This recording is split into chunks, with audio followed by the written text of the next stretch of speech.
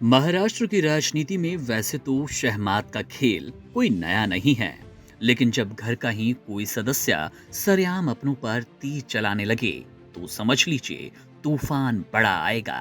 उप मुख्यमंत्री अजित पवार ने 2.5 घंटे की लंबी प्रेस कॉन्फ्रेंस में जो कुछ कहा, उसने महायुति गठबंधन की चूलें हिला दी। पिंपरी चिंचवड नगर निगम के बहाने अजित पवार ने भाजपा को भ्रष्टाचार का अड्डा बताकर सीधे युद्ध का ऐलान कर दिया।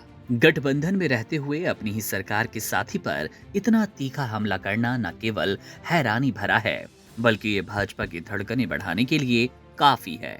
अजीत पवार ने साफ कर दिया कि भाजपा ने पिछले 9 सालों में प्रशासन का बेड़ा गर्क किया और वे इस भ्रष्ट राक्षस को चलाने के लिए मैदान में उतरे हैं। ये बयान सिर्फ चुनावी भाषण नहीं, बल्कि भाजपा के लिए एक सीधी चुनौती है, जिसने महाराष्ट्र की सत्ता के समीकरणों को उलझा दिया। पुणे और पिंपरी चिंचवड की सत्ता महाराष्ट्र की सियासत में सोने की खदान मानी जाती है। यहाँ का बजट और शहरी वोट बैंक किसी भी पार्टी की किस्मत बदल सकता है। शायद यही वजह है कि अजीत पवार यहाँ भाजपा के दबदबे को खत्म कर अपना झंडा गाड़ना चाहते हैं।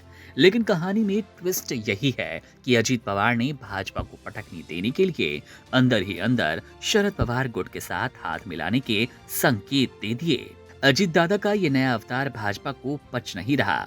उधर भाजपा भी अब रक्षात्मक होने के बजाय सीधे अटैक मोड में है।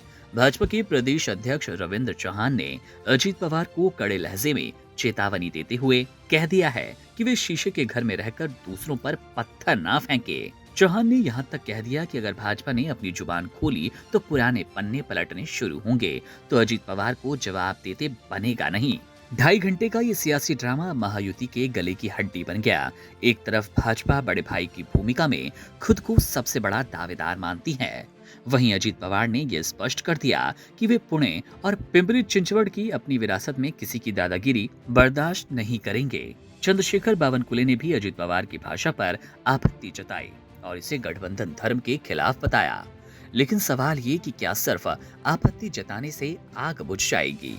महाराष्ट्र की जनता ये देख रही है जो नेता कल तक एक मंच पर बैठकर डबल इंजन सरकार की दुहाई देते थे, आज वही एक दूसरे के इंजन फेल करने में लग चुके हैं। अजीत पवार का ये कड़ा रुख संकेत दे रहा है कि नगर निगम चुनावों में महायुति के बीच सीटों का बंटवारा किसी युद्ध से कम नहीं होगा। क्या अजीत पवार भाजपा को डराकर ज्यादा सीटें चाहते हैं, या फिर उनके मन में कोई और खिचड़ी पक रही है? आने वाले दिन महाराष्ट्र की राजनीति में बेहद अहम होंगे, क्योंकि जिस गठबंधन की बुनियाद ही एक दूसरे के आरोपों के पत्थरों से हिलने लगे, उसका भविष्य आशंकाओं के घेरे में रहता है। फिलहाल तो भाजपा की टेंशन 7वें आसमान पर है, क्योंकि अजीत दादा ने जो भ्रष्ट राक्षस वाला तीर छोड़ा, उसका घाव भाजपा के लिए चुनावी मैदान में काफी गहरा साबित होगा।